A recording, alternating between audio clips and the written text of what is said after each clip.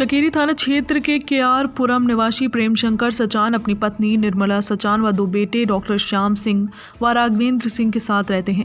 प्रार्थी ने बड़े बेटे डॉक्टर श्याम सिंह की शादी शाहजहांपुर गांव थाना शक्ति कानपुर देहात निवासी श्रीराम कटियार की पुत्री मीनू देवी से 3 मार्च 2013 को की थी।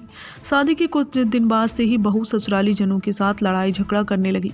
इसके बाद वो अपने मायके चली गई।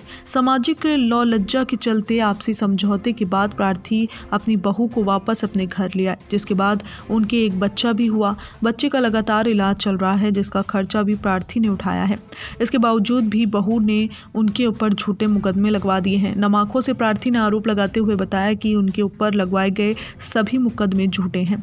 पुलिस भी पूरी तरह से बहू का ही साथ दे रही है। डीजीपी ने जांच कराकर सत्य उजागर करने की बात कही है। बुजुर्ग प्रार्थी ने डीजीपी से किसी अन्य जिले की पुलिस से जांच कराने की गुहार लगाते हुए बताया कि मुकदमे में लिखी गई बातें सभी झूठी हैं। एप्लीकेशन के आधार पर बहू के 20 दिन में ही बच्चा होने की बात लिखी है। अगर पुलिस रिपोर्ट की माने तो बहू का मेडिकल कहीं और कराया गया और जांच में कहीं और लिखा गया है, जिसके पूरे साक्ष्य प्रार्थी के पास हैं। उन्होंने पुलिस पर अपने व बच्चे के व पत्नी के झूठे हस्ताक्षर करने का भी आरोप लगाया। प्रार्थी ने बताया पुलिस जांच के नाम पर घर में तोड़फोड़ करती है। बहू के साथ मिलकर घर के जेवर तक उठा ले गए, जिसका सीसीटीवी फुटेज भी प्रार्थी के पास है। बच्चे के इलाज में दिए गए पैसे की रसीद भी प्रार्थी के पास है। प्रार्थी पैसे से प्रधानाचार्य पद से रिटायर हैं, जिसके चलते मुकदमेबाजी काफ़ी चल रही है। प्रार्थी ने बताया कि वो पूरी तरह से हताश हो चुके हैं। वो दर दर न्याय के लिए भटक रहे हैं। अतः प्रार्थी ने प्रधानमंत्री नरेंद्र मोदी, योगी आदित्यनाथ से न्याय दिलाने की बात कही तथा न्याय न मिलने पर इच्छा मृत्यु की मांग भी की है। बुजुर्ग ने बताया कि समस्त जांचों के लिए उनके द्वारा इसी वर्ष से 4 बार आरटीआई में भी दाखिल कर मामले की निष्पक्ष जांच की मांग की गई है, किंतु आरटीआई भी चारों बार एक ही तरफ की रिपोर्ट कहीं न कहीं न्याय न मिल पाने तक जल्दबाजी को दर्शाती है। सारा समाचार के लिए विपिन सिंह की खास रिपोर्ट। क्या नाम है, क्या मामला है? मेरा नाम प्रेम शंकर सचान है। मैं 36 केआर पुरम संगवार रोड थाना चकेरी कानपुर नगर का रहने वाला हूं। मैंने अपने बड़े बेटे श्याम सिंह की शादी मीनू देवी डॉक्टर ऑफ श्रीराम कटियार शाहजहांपुर थाना शक्ति कानपुर देहात में की थी।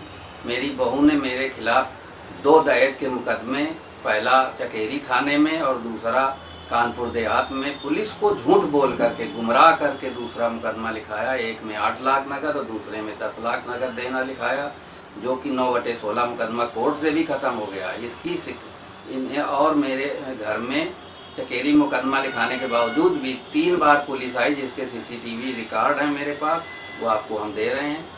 और मेरे घर का दरवाज़ा भी पुलिस तोड़ती है। पुलिस को इतना ये गुमराह करती है कि मैं परेशान हो गया हूँ। इसके लिए मैंने 22/12/21 को डीजीपी महोदय को एफआईआर करने के लिए एक एप्लीकेशन दी थी, जिसकी जांच सीओ छावनी महोदय ने की। उनकी जांच से मैं संतुष्ट नहीं हुआ, तो दोबारा मैंने 23/6/22 को माननीय डीजीपी महोदय को दिया एप्लीकेशन, जिस पर एफआईआर करने का आदेश डीजीपी महोदय ने 25 जून 2022 को ही कर दिया था। लेकिन मैं आरटीआई मांग रहा हूँ और मुझे आरटीआई 4 बार प्राप्त हो चुकी, फरवरी 22, मई 22, अक्टूबर 22 और नवंबर 22 में। लेकिन मेरी वही पहली ही जांच की जो छावनी सीओ साहब ने की थी, वही जांच की आरटीआई मिल रही हैं और मैं इस बात से परेशान हो गया हूं कि मैं क्या करूं। इसलिए मैं आज मुख्यमंत्री जी को और उप मुख्यमंत्री माननीय ब्रजेश पाठक जी को ईमेल किया हुआ है।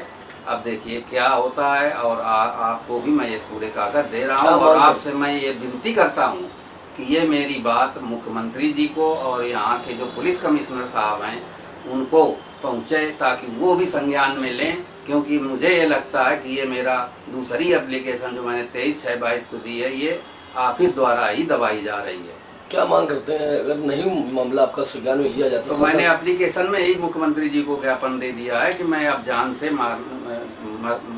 मुझे इच्छा मृत्यु की